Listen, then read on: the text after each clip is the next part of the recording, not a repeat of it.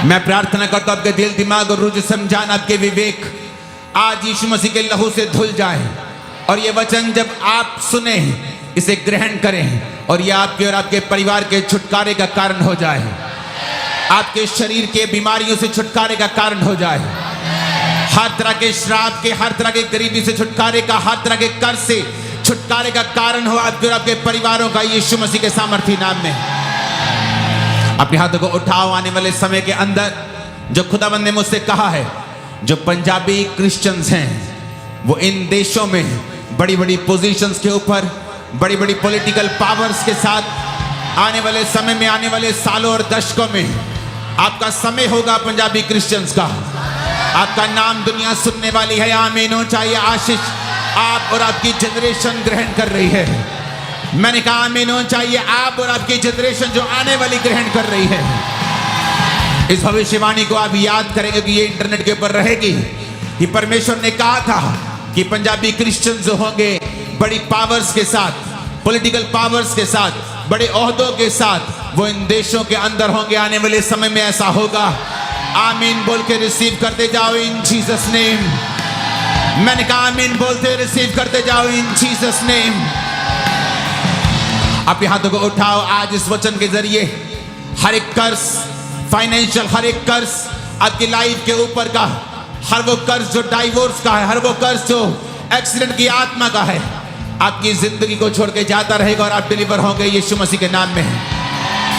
आमीन। जितना ऊंचा और लंबा ये ब्लेसिंग उतनी बड़ी है चर्च।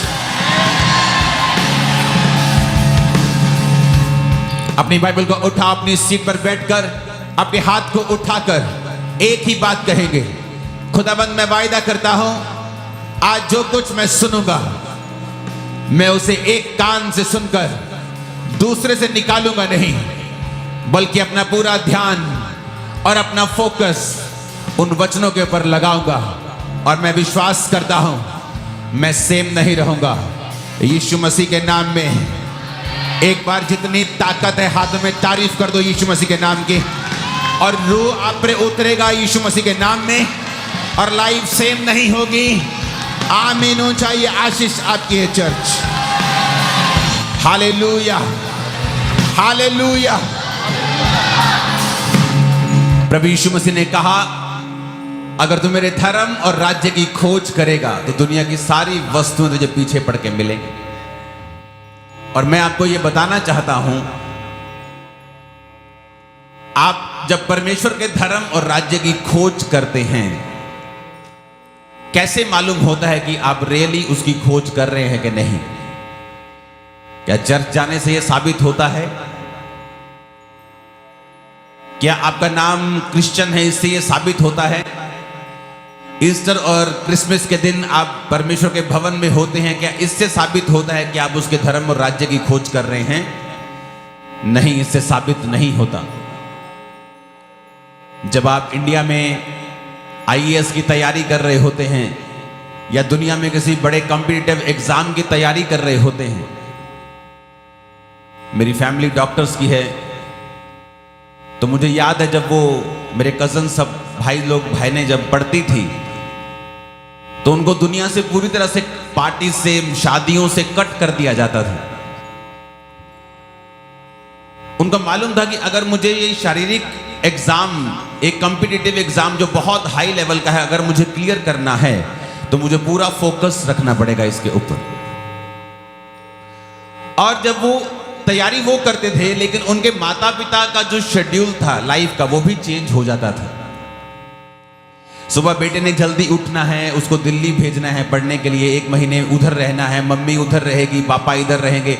पापा डॉक्टर हैं, पापा जा नहीं सकते, माँ को उधर भेजते थे, माँ उधर से वापस आती थी 1 महीने के बाद, भाई जाता था। तो पूरी फैमिली का शेड्यूल भी चेंज होता था जब किसी बड़ी चीज की वो तैयारी कर रहे होते थे।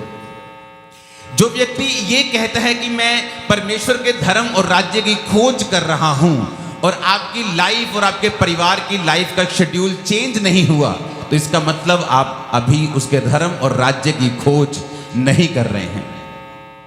जब आप उसके धर्म और राज्य की खोज करना शुरू कर देंगे, आपके उठने का समय, सोने का समय, खाने का समय, हर एक चीज का समय, आपकी पूरी दिनचर्या पूरी तरह से बदल जाएगी। फिर प्रूफ होगा कि आप सचमुच उसके धर्म और राज्य की खोज कर रहे हैं। क्योंकि लोगों को लगता है खोज करना बड़ा आसान है। अगर हम 1 घंटा रोज प्रार्थना करेंगे तो हम परमेश्वर के धर्म और राज्य की खोज कर रहे हैं। लेकिन खोज करना आसान नहीं है। एक शारीरिक खोज करने के लिए जब वैज्ञानिक डायनासोर के ही फॉसिल्स, उसको जीवाश्म ढूंढने के लिए जाते हैं, तो पूरे कंसंट्रेशन के साथ सारी दुनिया को छोड़ के एक ही काम करते ताकि हम उससे खोज सके जो हम खोजने के लिए आए हैं। लेकिन जब जीसस को खोजना होता है तो हम रात को पार्टीज में होते हैं, सुबह हम लंगर प्रसाद खाने गए हुए होते हैं, शाम को चर्च में होते हैं, आधा दिन फोन पे होते हैं, उसके बाद व्हाट्सएप पे होते हैं, सारी दुनिया का सब गंदा काम भी करते हैं और कहते हैं कि हम उसके धर्म और राज्य की खोज कर रहे हैं। जिस दिन मैं परमेश्वर में 2004 16 अगस्त 2004 को रात को 8 बजे परमेश्वर में आया, तो 2 महीने के अंदर मेरा सारी लाइफ का शेड्यूल चेंज हो चुका था। बैटिंग करने के लिए, स्नूकर खेलने के लिए मैं जाता था, वो चेंज हो चुका था। रात को टीवी की जगह प्रार्थना ने ले ली थी। मोबाइल की जगह, दोस्तों की जगह, मेरे बेस्ट फ्रेंड जो मेरी लाइफ के थे उनको मैंने छोड़ दिया था, क्योंकि वो सब शराब पीते थे। मेरे दोस्तों की लाइफ का वो शेड्यूल, मेरी फ्रेंडशिप का शेड्यूल, मेरी प्रार्थना का शेड्यूल, मेरी लाइफ के पर्सनल चीज़ों का शेड्यूल, सब कुछ चेंज हो गया जब मैंने परमेश्वर के धर्म और राज्य को खोजना शुरू किया था।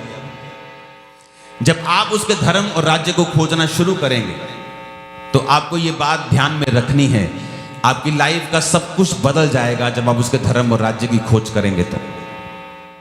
आमीन। आपकी प्रेयर लाइफ अलग होगी, आपका उठना अलग होगा। कैसे आप कह सकते हैं कि मैं उसके धर्म और राज्य की खोज करता हूं और आप मॉर्निंग उठकर प्रार्थना नहीं कर पाते, आप रात को प्रार्थना नहीं करते? कैसे आप कह सकते हैं मैं उसके धर्म और राज्य की खोज में हूं?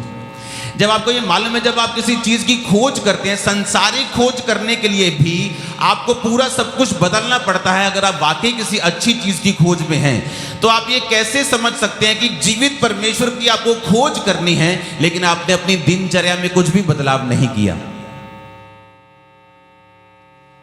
जिस दिन आपकी दिनचर्या चेंज होनी शुरू हो जाएगी और सारा कुछ जीसस के अराउंड होना शुरू हो जाएगा, आपकी लाइफ का, फैमिली का, आपकी मैरिज का सेंटर जब जीसस क्राइस्ट हो जाएंगे, तब उसने कहा दुनिया की सारी वस्तुएं तेरे कदमों में आएंगी, तेरे पीछे पड़ के तुझे मिलेंगी।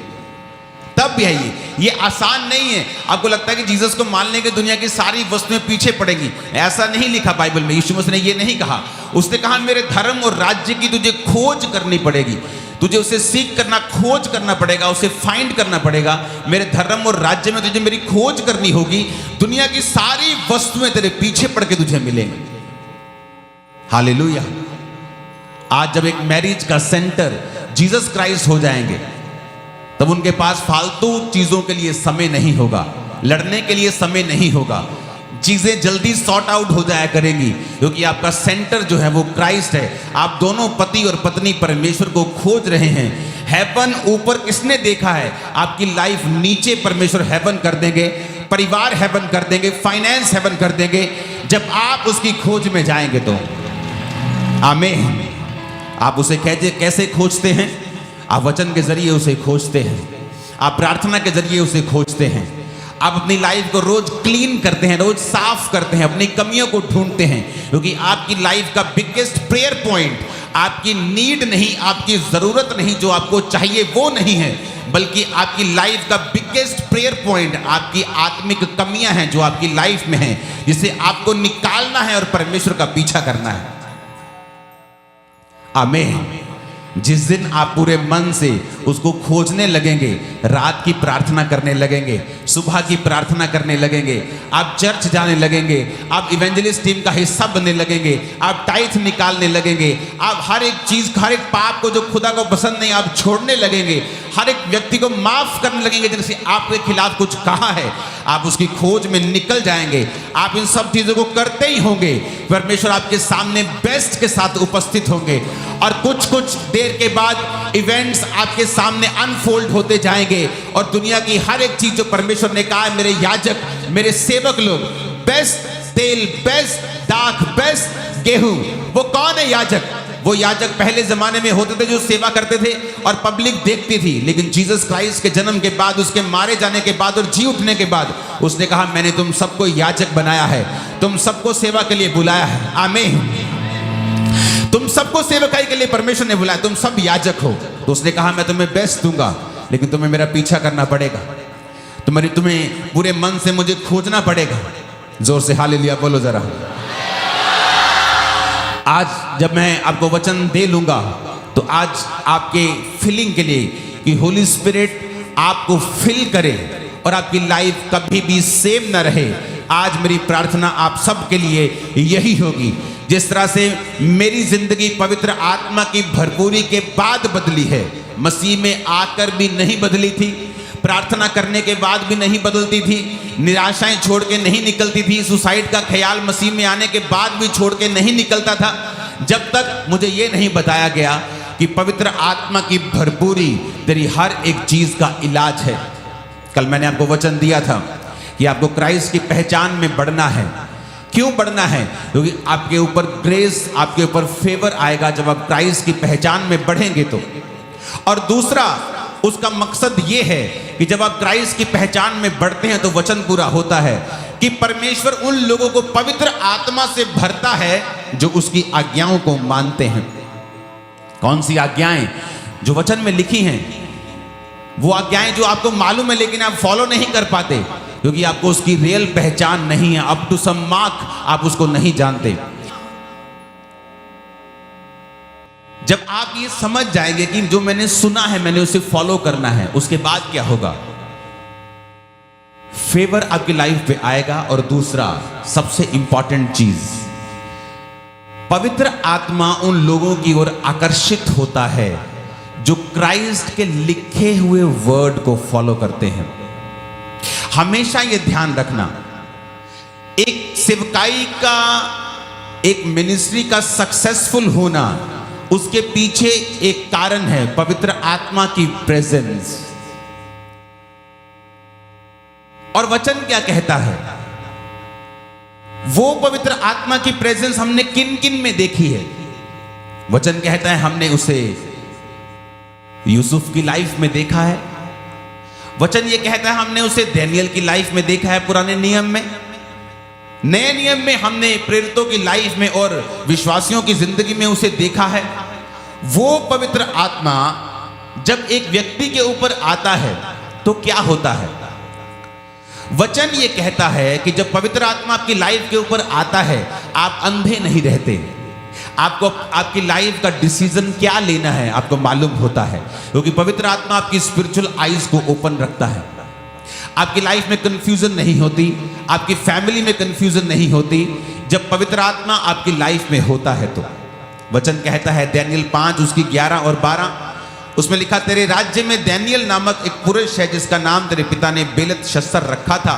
उसमें पवित्र ईश्वरों की आत्मा रहती है और उस राजा के दिनों में उसमें प्रकाश, प्रवीणता और ईश्वरों के तुल्य बुद्धि पाई गई। हालेलुया। तेरा राजा, हे राजा, तेरा पिता जो राजा था उसने उसको सब जोशियों, सब तांत्रिकों, सब कसदियों, अन्य भावी बताने वालों का प्रधान ठहराया था, क्योंकि उसमें उत्तम ज्ञान, उत्तम आत्मा, ज्ञान और प्रवीणता और स्वप्नों का फल बताने और पहेलियां खोलने और संदेह दूर करने की उसमें शक्ति पाई गई थी। सब बोलो आमीन। उत्पत्ति 41 उसकी 38 से 39 आयत में लिखा है, इसलिए फिरौन ने अपने कर्मचारियों से कहा, क्या हमको ऐसा पुरुष जैसा ये है, यानी यूसुफ है, जिसमें परमेश्वर का आत्मा रहता है, क्या मिल सकता है? फिरौन ने यूसुफ से कहा, परमेश्वर ने जो तुझे इतना ज्ञान दिया है, तेरे तुल्य कोई समझदार और बुद्धिमान नहीं है। वो यूसुफ जो पाप से बच के रहा, व्यभिचार से बच के रहा, प्रैक्टिकली परमेश्वर के वचनों को फॉलो करता रहा। अगर वो प्रैक्टिकल फॉलो ना करता, आज लोगों को मालूम है कि मुझे ये पाप नहीं करना, लेकिन फिर भी वो उस पाप में घुसते हैं। लेकिन यूसुफ को पता था कि मुझे ये पाप नहीं करना। निराशाओं के बावजूद भी अपनी लाइफ के साइलेंट पीरियड्स में भी वचन कहता है उसने पाप नहीं किया, क्योंकि जब आप परमेश्वर को प्रैक्टिकली वचन के जरिए पहचान जाते हैं और उसको फॉलो करते हैं, कुछ होता है आपकी लाइफ में। पवित्र आत्मा के साथ आपके संबंध गहरे होते हैं, गूढ़े होते हैं, और एक दिन वो आपसे बात करता है। और याद रखो, जहां कहीं परमेश्वर का आत्मा है वहां क्या है? आजादी है। मेरी लाइफ में जब मैंने परमेश्वर के वचनों को प्रैक्टिकली पढ़ना और उस पर चलना शुरू किया, तो पवित्र आत्मा आपके साथ संबंधों को, आपकी रिलेशनशिप जो है, जो होली स्पिरिट के साथ, वो सही होना शुरू होती है। और धीरे धीरे क्या होता है, एक दिन एक अलग तरीके से सडनली पवित्र आत्मा आपके कानों में बात करता है, आपके बिजनेस के लिए, आपकी जॉब के लिए, अगर आप सेवक हैं तो आपकी सेवकाई के लिए, आपके परिवार के लिए। और सडनली आपको मालूम होता है कि ये बात जो मेरे दिल में परमेश्वर ने कही है, मेरे मन में कही, क्योंकि शुरुआत में जब आप मसीह में शुरू में पवित्र आत्मा के साथ संबंधों को कायम कर रहे होते हैं, तो वो आपको कानों में आवाज़ नहीं आती, आपके दिल में आवाज़ आती, तुझे ये काम करना है। और हम उसे इग्नोर कर देते हैं, क्योंकि हमारा शरीर जो है बहुत हावी है आत्मा के ऊपर। लेकिन जब हम वचनों को प्रैक्टिकली सुनना शुरू करते हैं, तो बहुत बार पवित्र आत्मा आपके हार्ट से बात करता है। और होता क्या है, जब आप पवित्र आत्मा की बात को सुनना शुरू करते हैं, तो वचन पूरा होता है। जहां कहीं परमेश्वर का आत्मा है वहां क्या है? आजादी है। आज से कुछ साल पहले जब चर्च में साउंड किराए पे आता था, तो मैं बड़े पैसे इकट्ठे कर रहा था। मेरा बिजनेस भी था, उसमें से भी पैसे लिए, लोग भी डालते थे उसमें, वो पैसे इकट्ठे किए। तो एक दिन पवित्र आत्मा ने कहा, पैसे इकट्ठा ना कर, जितने इकट्ठे हुए सारे का बीज बो दे। और मैंने सारे का जब बीज बोया, एक फैमिली मेरे पास कुछ महीने के बाद आई और कहा, कुछ हफ्ते के बाद, कि हमारे दिल में परमेश्वर ने डाला है कि हम अपना प्लॉट बेच के आपको साउंड लेके दें। और वो साउंड लाखों रुपए का था उस समय। अब तो चर्च में करोड़ों का साउंड है, लेकिन उस समय लाखों भी खरबों जैसे लगते थे। तो उस समय जब मैंने परमेश्वर का थैंक्स किया कि मैंने पवित्र आत्मा की आवाज़ को सुना और परमेश्वर ने किस तरह से रास्तों को खोला। अगर मैं अपनी बुद्धि से चलता, अपने तरीके से चलता, तो ये साउंड मैं लेता, लेकिन कितने साल बाद, कितनी देर बाद, कितना संघर्ष करके। लेकिन जब मैंने पवित्र आत्मा की आवाज़ को सुना, वो आराम से हुआ। कितने मेरी बात को समझ रहे हैं? लेकिन पवित्र आत्मा के साथ आपके संबंध तब तक कायम नहीं होते जब तक आप क्राइस्ट के लिखे हुए वचनों को फॉलो नहीं करते। कौन था यूसुफ? एक आम सा व्यक्ति जिसने परमेश्वर के वचनों को माना। जब छोटा था तभी बाइबल कहती है अपने भाइयों के कुकर्मों का समाचार अपने पिता को देता था। अपने भाइयों के साथ कोई संधि नहीं करता था, कोई कॉम्प्रोमाइज नहीं करता था, सारे पाप अपने पिता को बताता था। अगर वो भी पापी होता तो पिता को नहीं बताता। क्यों? क्योंकि वो भी काना है, अपने भाइयों का भाई भी उसके काने हैं। वो बोलते हैं ना सिबलिंग घर में, अच्छा मैं तेरी ये बात मम्मी को बता दूंगी, अच्छा तू ये बताएगा तो मैं तेरा भी ये बता दूंगा। फिर दोनों चुप कर जाते हैं कि चल छोड़ो, कॉम्प्रोमाइज हो गया। लेकिन वचन कहता है यूसुफ किसी बात पे कॉम्प्रोमाइज नहीं करता था, वचन पे स्ट्रिक्ट रहता था। अपने पिता के साथ सारी बात उनके कुकर्मों की बताता था। भाई उससे जेलसी करते थे, क्योंकि वचनों पे चलना यूसुफ ने अपने बचपन से, छोटे होते से सीखा था। कौन था? डैनियल। वही डैनियल जो बचपन में ही बंधुआई में ले लिया गया था। तो बंधुआई में लेकर जब उसको खाना दिया गया बाइबल के खिलाफ, तो उसने कहा मैं नहीं खाऊंगा, चाहे मरता हूं तो मर जाऊं। एक छोटे यंग लड़के का स्टैंड था कि मैं बाइबल के ऊपर ही चलूंगा। और वचन कहता है दोनों में परमेश्वर की उत्तम आत्मा रहती थी।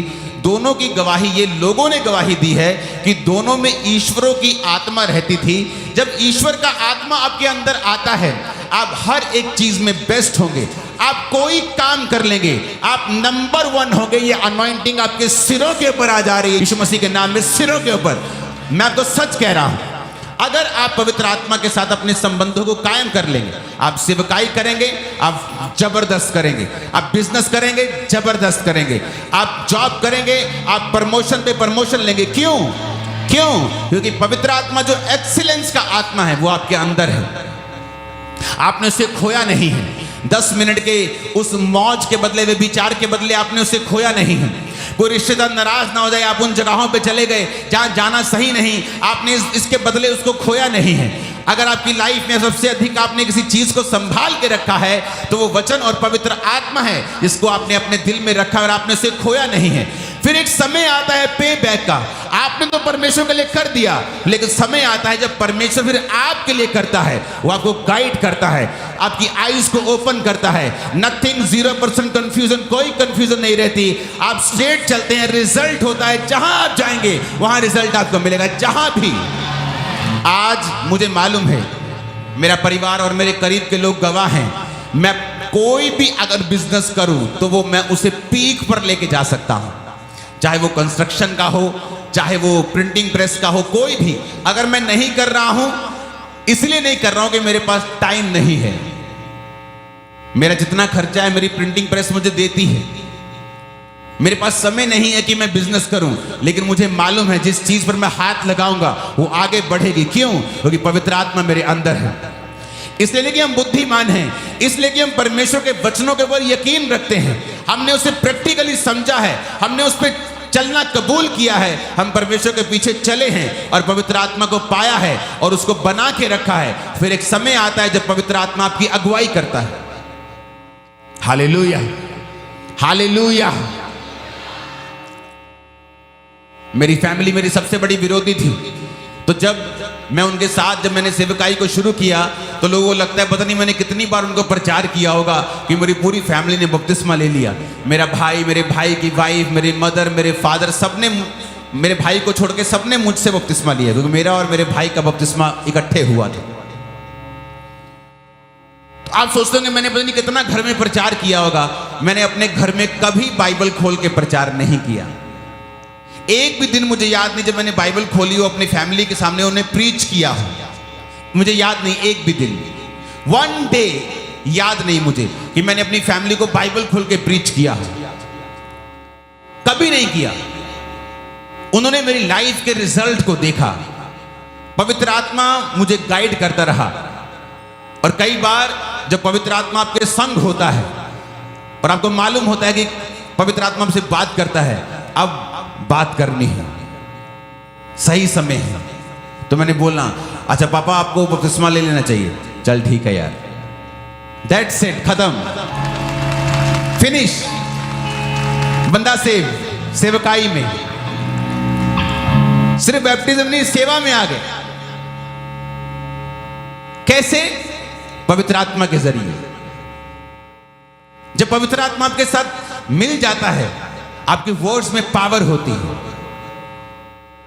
मैंने घरों में कलेश डलते हुए देखा है, बाइबल से बहस करते हुए देखा है। पति पत्नी को बाइबल से बहस चल रही, वचनों से, वचन इधर गया हो, गदरों इधर आया, इधर गया हो, उधर गया। लेकिन जब पवित्र आत्मा आपके संग होता है, वो आपको बुद्धि देता है, बोलने की शक्ति देता है, कब चुप रहना है, कब बोलना है, वो आपको ताकत देता है। आपके बच्चे को कैसे गाइड करना है। हालेलुया। हमने अपने बच्चों की लाइफ में मिरेकल्स देखे हैं कि बार शैतान को देखा है वो काम करने वाला था और किस तरह से पवित्र आत्मा ने गाइडेंस के जरिए उसे खत्म किया। जोर से हालेलुया बोलो, जोर से एक बार। पवित्र आत्मा जब आपकी लाइफ में होगा ना, आपको समझ आएगी सच में। आप फिर कंप्लेंट नहीं करें, जादू टोना कर दिया मुझ पे, ये कंप्लेंट है क्रिश्चियंस, मुझ पे जादू टोना कर दिया, मुझ पे जादू टोना का अटैक हो। क्रिश्चियंस, पवित्र आत्मा जब आपके अंदर होगा, आप अपनी आंखों से फायर रिलीज कर देंगे। मैं आपको सच कह रहा हूं, आपकी लाइफ पवित्र आत्मा और आग से भरपूर होती है। जब आप ऐसी चीजों के लिए फिर प्रार्थना नहीं करते, ये आपके पांव के नीचे होते हैं। आपका फिर मकसद बड़ा होता है, क्योंकि आपको समझ आ गई है कि सब कुछ आपका है। शैतान आपके पांव के नीचे है, आपके पास अधिकार है, अथॉरिटीज हैं। आप फिर प्रेयर नहीं करेंगे मुझे बरकत दे, आप खुद एक बरकत होंगे। आप नहीं कहेंगे मुझे बढ़ा, आपकी चॉइस होगी आप कितना बढ़ना चाहते हैं, कितना आगे जाना चाहते हैं। हालेलुया। 3.5-4 लाख स्क्वायर फुट का जो चर्च का ओवरफ्लो बना, उसके बाद एक और ओवरफ्लो बन रहा है 2 लाख स्क्वायर फुट का, अंदर चर्च बन रहा है। सुनो, अब परमेश्वर, मैं कह रहा हूं बस वहां पे इतनी गैदरिंग ठीक है कि जब 2-2.5-3 लाख बंदा इकट्ठा हो गया, उसको मैनेज भी करना है, उसको संभालना भी है और उसको टेक केयर भी करना है, तो ये मेरी मर्जी है। कि आप इतना अभी ठीक है, अभी तक के लिए 1-2 साल के लिए ठीक है, अभी ये 3 बड़े बड़े हॉल हैं, अभी रुक जा। लेकिन आपको मालूम होगा जब पवित्र आत्मा आपके संग होता है वो आपको एक्सपेंड करता ही रहता है, आगे और आगे और आगे। और सिंपल लिखे हुए वचन को फॉलो करना। बाइबल कहती है तो जब पवित्र आत्मा तुम्हारे अंदर होता है, हे अब्बा, हे पिता कहकर प्रार्थना करता है। लोगों को प्रार्थना करना क्यों नहीं आता? पवित्र आत्मा की भरपूरी उनके अंदर नहीं। आप जब प्रार्थना करने के लिए बैठेंगे, पवित्र आत्मा आपके शब्दों को चेंज करता है। लेकिन अगर आप पाप के साथ संघर्ष कर रहे हैं, पाप कर लिया, पाप छोड़ दिया, पाप कर लिया, पाप छोड़ दिया, कुछ गंदा देख लिया, माफी मांग ली, तब आप एक अलग रेलम में हैं। अभी आप तैयारी कर रहे हैं पवित्र आत्मा के साथ संबंधों को कायम करने, तो वो एक अलग चीज है। लेकिन जब आप पवित्र आत्मा के साथ संबंध कायम कर लेते हैं और रोज परमेश्वर के साथ चलना शुरू करते हैं, फिर बात होती है बिल्डअप की। बाइबल कहती है परमेश्वर ने कहा मैं तेरे भीतर आऊंगा, तेरे साथ खाना खाऊंगा, तो मेरे साथ खाना खाएगा। जब भी किसी व्यक्ति को सीक्रेट शेयर करते बाइबल में आपने देखा, इंपार्टेशन करते हुए देखा, चाहे वो शाऊल राजा हो जो राजा बनने से पहले शमूएल नबी के साथ खाना खाता है और बेस्ट हिस्सा उसको मिलता है, चाहे वो प्रभु यीशु मसीह हो, अपने चेलों के साथ खाना खाया उन्होंने क्रूस पर चढ़ने से पहले, तो वो कहता है कि मैं तुम्हारे साथ खाना खाऊंगा। क्यों? वो तुम्हारे साथ सीक्रेट शेयर करता है, किस तरह से आगे बढ़ना है अपनी लाइफ में, अपनी सेवकाई में, अपनी फैमिली में, किस तरह से आगे जाना है। एक भी कंफ्यूजन आपको नहीं रहेगी। जिस दिन पवित्र आत्मा के साथ संबंध कायम हो जाएंगे और आप एक लंबा समय उसके साथ चल लेंगे। आज प्रॉब्लम यह है, सोल्यूशन इसलिए नहीं हो रहा क्योंकि हमने अभी तक उसकी खोज को स्टार्ट नहीं किया। अभी हम आधे रास्ते पे ही हैं, अभी हम डिस्ट्रैक्टेड रहते हैं, फोकस नहीं है अभी तक क्राइस्ट के पीछे। अनॉइंटेड चर्चेस के साथ बहुत कम लोग हैं जो जुड़े होते हैं, क्योंकि इसलिए पौलुस ने कहा अगर मैं मनुष्यों को ही प्रसन्न करता रहता तो मसीह का दास कभी ना होता। आज लोग नहीं जानना चाहते पवित्र आत्मा उनको क्या कहता है, वो यही इसमें फंसे हुए हैं। नहीं मैं तो जी इस चर्च का सेक्रेटरी हूं, मैं तो इसको छोड़ नहीं सकता। नहीं जी मैं तो जी जॉब छोड़ नहीं सकता, मैं तो ये काम नहीं कर सकता। पवित्र आत्मा की बात वो कभी नहीं सुनते, और जब तक आप उसकी बात नहीं सुनते, चाहे वो मुश्किल हो पहले आपको सुनने में, करने में, तब तक आप डिलीवर भी कभी नहीं होते।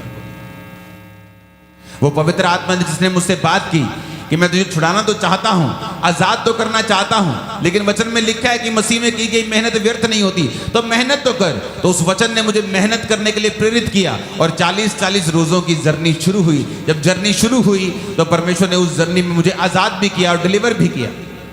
किसने कहा वो करने के लिए? पवित्र आत्मा ने। कैसे कहा? वचन के जरिए। आप वचन को पढ़ते हैं, उसको फॉलो करते, कंप्लीट करते हैं उसको, और धीरे धीरे पवित्र आत्मा फिर आपके कानों में भी बात करने लगता है, एक लेवल आता है आपकी लाइफ में भी। हालेलुया। परमेश्वर ने कहा अभिषेक के कारण तेरा हर जुआ नाश कर दिया जाए। जब पवित्र आत्मा की भरपूरी तेरी लाइफ के ऊपर आएगी, कंफ्यूजन खत्म होगी। और कैसे आती है पवित्र आत्मा की भरपूरी हमारी लाइफ में?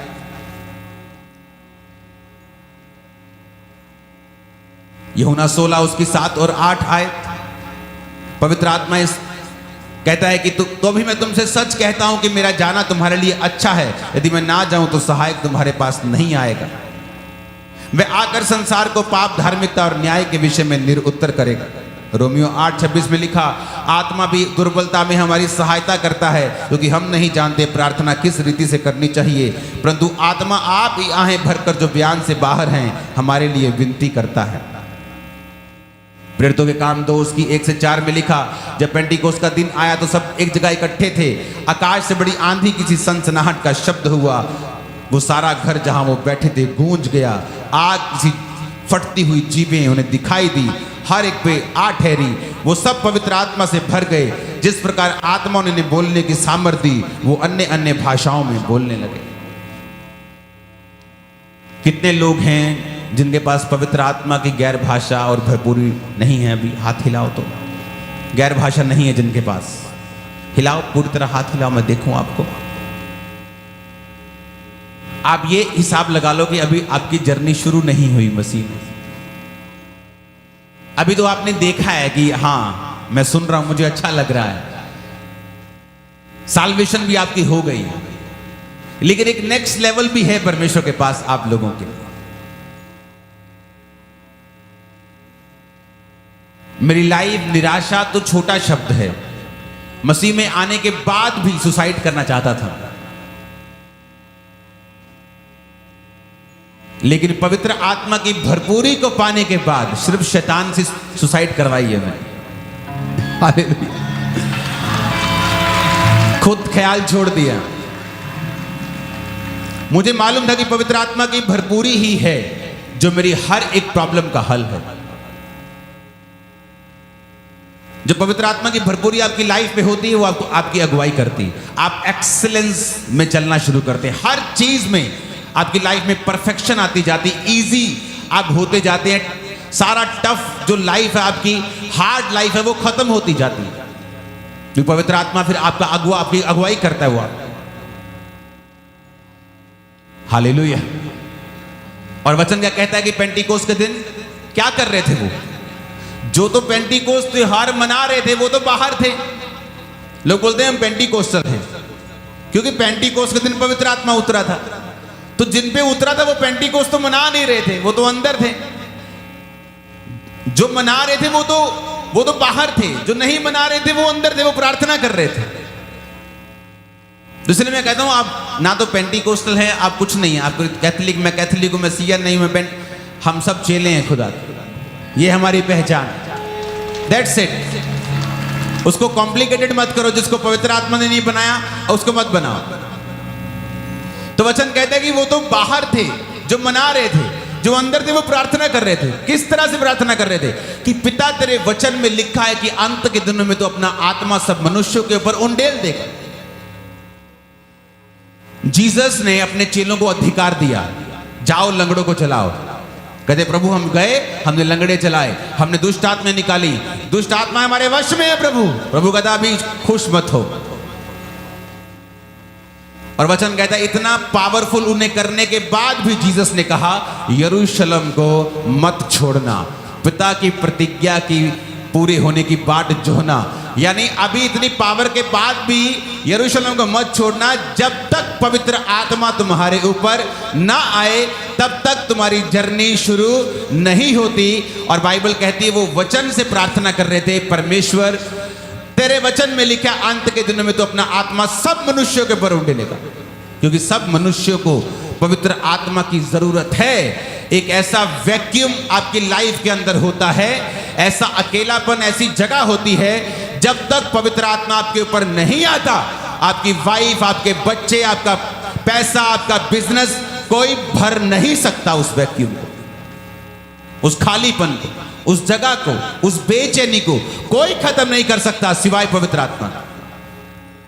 और जब पवित्र आत्मा, बाइबल कहती है जब उन्होंने प्रार्थना की वचन में से कि परमेश्वर वो आत्मा जो तूने वायदा किया था अंत के दिनों में कि किसी किसी पे तू उंडेलेगा नहीं, कि अब यूसुफ पे उंडेला, अब दानियल पे उंडेला, अभी एलिया एलीशा पे, नो नो नो, परमेश्वर ने कहा मैं सब मनुष्यों के ऊपर अंत के दिनों में अपना आत्मा उंडेलूंगा। क्योंकि पवित्र आत्मा जब आपके ऊपर आएगा लाइफ सेम नहीं रहेगी, निराशाएं खत्म हो जाएंगी, बीमारियां फिनिश हो जाएंगी, आपके अंदर पावर होगी स्पिरिट की, आप डांटेंगे, शैतान को भगाएंगे। Hallelujah, hallelujah. मैंने अपनी 20 साल की क्रिश्चियन जर्नी में बहुत से लोग और केसेस देखे हैं, लेकिन ऐसा एक भी केस नहीं देखा कि किसी व्यक्ति के ऊपर पवित्र आत्मा से उसने भरपूरी पाई हो और वो डिप्रेशन में रहा हो। या तो परमेश्वर की भरपूरी रहेगी या शैतान रहेगा।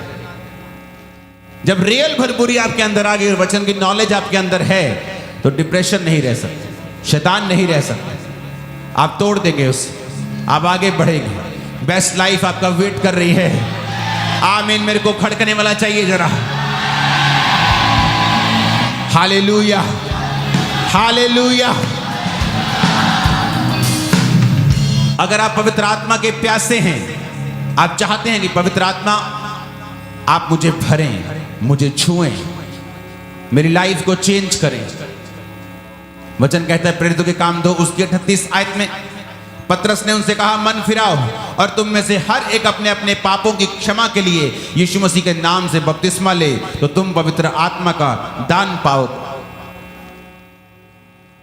पवित्र आत्मा को पाने के लिए तौबा जरूरी है, अपने पापों से बपतिस्मा जरूरी है। कितने लोगों ने बपतिस्मा नहीं लिया अभी तक? हाथ खड़ा करो। आई थिंक इतने ही आज ले रहे हैं, 100 लोग बपतिस्मा ले रहे तकरीबन। इसका मतलब आप बैप्टाइज हैं सभी।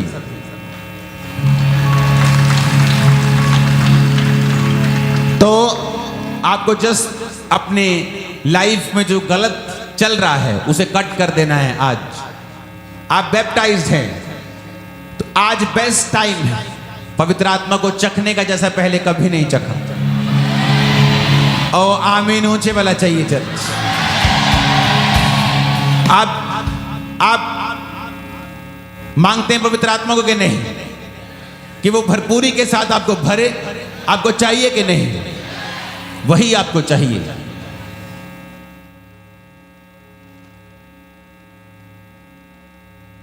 जब वो आपके अंदर इस तरह की भरपूरी के साथ आया, आप प्रार्थना में बैठकर शैतान के राज्य को तोड़ देंगे। मैं आपको बता रहा हूं, आप बैठेंगे अपने बच्चों के ऊपर से, फैमिली के ऊपर से, फाइनेंस के ऊपर से, शरीर के ऊपर से, आप तोड़ के नाश कर देंगे ऐसे जुए को। आप मैं बता रहा हूं। हालेलुया। जब पवित्र आत्मा की भरपूरी आपके अंदर होगी तो सेवकाई चेंज हो जाएगी, सब कुछ बदल जाएगा। नहीं तो जो मैंने कल कहा, जो परमेश्वर के दास स्वर्गीय रेनेट बांके बोलते थे कि जितना कम आत्मा तुम्हारे पास होगा उतनी कॉफी और केक और पिकनिक्स लगेंगी चर्च को चलाने में, और जितना ज्यादा पवित्र आत्मा का अभिषेक तुम्हारे पास होगा उतना एफर्टलेस तुम चला पाओगे जो चलाना चाहते हैं। हालेलुया। अपने हाथों को उठाओ। प्रेरितों के काम 4 उसकी 31 आयत में लिखा है, जब वो प्रार्थना कर चुके वो स्थान जहां वो इकट्ठे थे हिल गया और वो सब पवित्र आत्मा से परिपूर्ण हो गए और परमेश्वर का वचन हियाव से सुनाते रहे। लूका 11 उसकी 13 आयत में लिखा है, तुम बुरे होकर अपने बच्चों को अगर अच्छी वस्तु देना जानते हो तो स्वर्गीय पिता अपने मांगने वालों को पवित्र आत्मा क्यों नहीं देगा। आज लोग कंप्लेंट करते हैं मेरी लाइफ में शांति नहीं, आनंद नहीं, क्योंकि वचन कहता है आत्मा का फल गलातियां 5 उसकी 22-23 में कि प्रेम, आनंद, शांति, धीरज, कृपा, भलाई, विश्वास, नम्रता और संयम, ये आत्मा के फल हैं। और ये जब तक नहीं होते जब तक आपके अंदर पवित्र आत्मा नहीं है। और जब पवित्र आत्मा की भरपूरी आपके ऊपर आती है, लाइफ सेम नहीं रहती। अपने हाथों को उठाकर हिलाकर हम सब लोग खड़े हो जाएं।